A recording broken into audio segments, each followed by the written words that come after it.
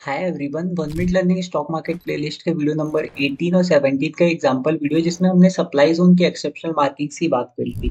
आज हम उनके एग्जांपल्स देखेंगे जो हमने ऑलरेडी वीडियोस में बात करी हुई है। ठीक है। सो एक एग्जांपल देखते हैं सबसे पहले।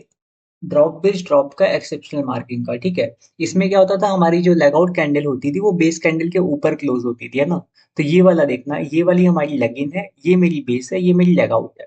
अब क्या हो रहा है, ये जो मेरी लेगआउट कैंडल है वो कहीं ना कहीं इस वाले बेस कैंडल के ऊपर क्लोज हुई है। राइट।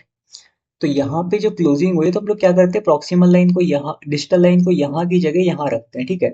यूजुअली मैं यहाँ रखता हूँ डिजिटल लाइन, बट अभी मैंने यहाँ रखी और तुम देखोगे जब रिएक्शन आया मार्केट में ऑलरेडी यहाँ तक गया मार्केट, यहाँ से सारे पेंडिंग ऑर्डर पिक करे फिर नीचे आया, क्योंकि बहुत एग्रेसिवली बाइंग आई थी यहाँ पे। इसको रोकने के लिए सबसे ज्यादा ओरिजिन पॉइंट की नीड होती है। इसलिए हम लोग एक्सेप्शनल मार्किंग करते हैं, और एक्सेप्शनल मार्किंग का तुमको हमेशा ध्यान देना है। अभी जैसा तुम देख सकते हो, अगर मैंने यहाँ रखी होती तो मेरे स्टॉप लॉस हिट करके प्राइस चलती, और 1:2 मुझे मिल भी गया, मतलब जितना मेरा यहाँ पे रिस्क था उसके डबल से ज्यादा रिटर्न यहाँ पे मेरे को मिल गया इसमें। ठीक है। अभी मेरे पास एक और एग्जांपल है, मैं और दिखाता हूँ तुम्हें। देखो, ये वाला जो एग्जांपल है ये थोड़ा बेकार स्ट्रक्चर है, बट एग्जांपल के लिए मैंने लिया है, क्योंकि इसमें मुझे तुम्हें दिखाना था रैली बेस्ड ड्रॉप का एक्सेप्शनल मार्किंग एग्जांपल, जिसमें हमारी लेगआउट कैंडल एक्सेप्शनल होती है। रिवर्सल पैटर्न का एग्जांपल अगर तुम्हें याद हो, एक रैली होती थी, यहाँ पे एक बेस थी और एक ड्रॉप थी, जिसमें ड्रॉप जो थी हमारी लास्ट लेगआउट कैंडल, उसकी क्लोजिंग बेस कैंडल्स के ऊपर होती थी। इसमें भी देखो वही हो रहा है। रैली, 3 कैंडल बेस है, देन ड्रॉप। जो हमारी लेगआउट कैंडल है, एक के अलावा देखोगे तो इसकी ओवरऑल क्लोजिंग यहाँ तक हुई है, इस वाले एरिया को बना के यहाँ तक मूव आया है ना। तो कहीं ना कहीं इसको मैंने इसलिए as a demand zone consider किया, वरना ये बहुत बेकार से स्ट्रक्चर, इसको हम लोग as a demand zone consider भी नहीं करते हैं। बट मुझे एग्जाम्पल समझाना था, इसलिए मैंने इसमें मार्किंग समझाने के लिए इसको कंसिडर किया है। ठीक है। तो मार्किंग में हम लोग क्या करते थे, यूजुअली हमारी जो प्रॉक्सिमल लाइन होती थी वो यहाँ कहीं होती थी, है ना। बट अगर लेगआउट कैंडल की क्लोजिंग बेस के ऊपर होती थी तो हम लोग प्रॉक्सिमल लाइन को यहाँ कर लेते थे, ताकि अगर सेलिंग आए, मतलब बहुत तेज बाइंग आए, तो ये इस एरिया को रोक पाए। यहाँ पे आके कई बार सेलिंग आती है, वहां पे जब मतलब मार्केट उठता है तो यहाँ पे आके मार्केट वापस रिएक्ट करता है सप्लाई जोन को, क्योंकि यहीं पे सबसे ज्यादा पेंडिंग ऑर्डर होता है ना।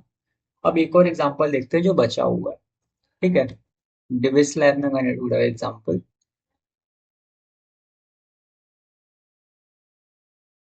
डिविस लैब में एक बार मंथली की मार्किंग देख लेते हैं। ओके।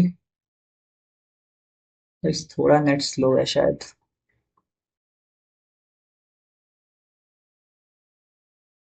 एक सेकंड, चार्ट लोड होने देते हैं। ओके।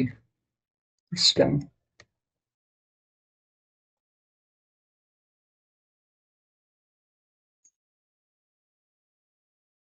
हमको मंथली पे मार्किंग देखनी है और एक वीकली पे चेक करेंगे, किसी एक पे हमें मिल जाएगा। ठीक है, ये रहा। देखो ये वाला जो स्ट्रक्चर है, ये रैली, दो बेस कैंडल देन ड्रॉप। ठीक है, ये ड्रॉप है मेरा। इसमें क्या है, लेग इन कैंडल जो मेरी है सप्लाई जोन की, ये वाली लेग इन कैंडल, ये सप्लाई जोन देखो बहुत अच्छा नहीं है, ये बेस जैसा दिख रहा है मुझे, बट एग्जाम्पल के लिए मैंने समझाने के लिए रखा है।